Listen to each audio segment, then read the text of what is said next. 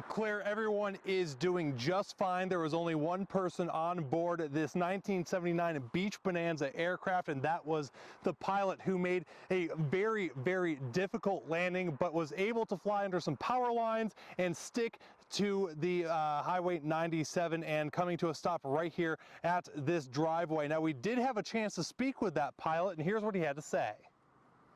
There wasn't much going on, and I thought I might have to ditch it in Lake Coeur d'Alene.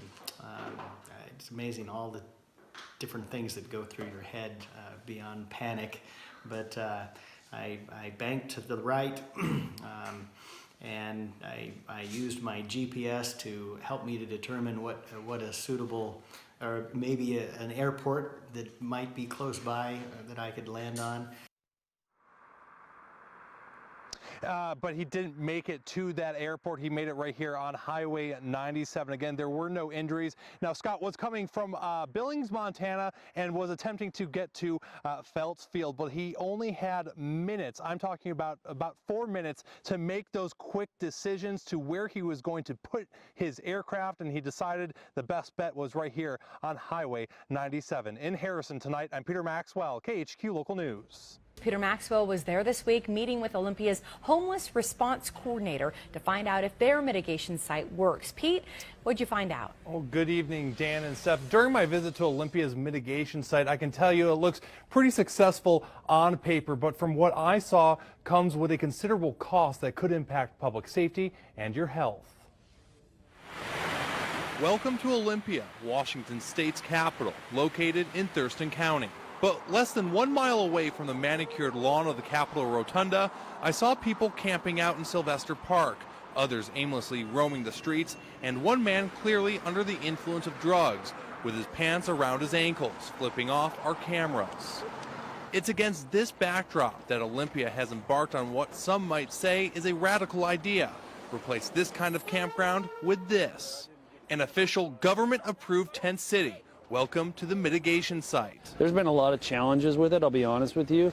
Olympia's homeless response coordinator, Colin DeForest, has been the de facto mayor of this mini community for the last year of operation. Prior to opening this, we had over 100 unmanaged tents. In our downtown, there was over 300 unmanaged tents on city-owned parking lots, and it had created a very unsafe environment. And safety is everywhere at this mitigation site, which is on a city-owned parking lot. It's surrounded by an enclosed fence with a gate and dedicated police patrols. Those who call this tent city home are offered a 10-foot by 10-foot area to set up camp. And the site has a lot of rules, like no drugs or alcohol. You must use the on-site bathrooms, dispose of trash, and agree to the supervision of the camp hosts who live on site. For Spokane mayoral candidate Nadine Woodward, the idea of tents rather than building new permanent shelters has a lot of positives. This was an idea that someone had mentioned to me, and I thought, you think it's worth looking into? Oh, I think it's worth considering. I think we have to consider a lot of things. I don't think spending tens of millions of dollars is necessarily the answer, because I think what we need to focus on is reducing the number of our homeless. But the system isn't ideal. In fact, in some instances, it's bordering on being unhealthy. Let's talk about the trash. Cleaning is a challenge. I mean, there's three of our biggest challenges, I will say, for this site are not what people would really think of. It's food. How do you store food in an outdoor setting?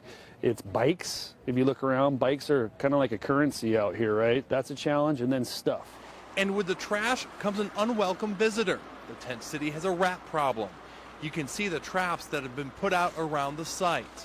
On top of that, there are the health issues that come whenever you have a group of people living together. We've had individuals that have died on site. And while our cameras were rolling, a woman was going into labor, and the crisis response team showed up and took her to the hospital. Excited, she's finally popping.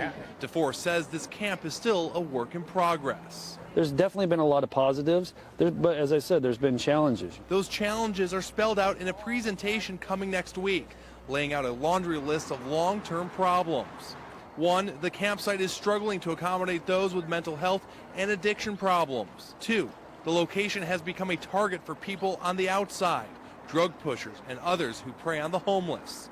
Number 3, and bottom line, no matter how good the tent, they're not sustainable as permanent housing. It's a huge challenge for our community and for business owners also, so we continue to try to hear all the voices and do our best to respond in the best way that we can.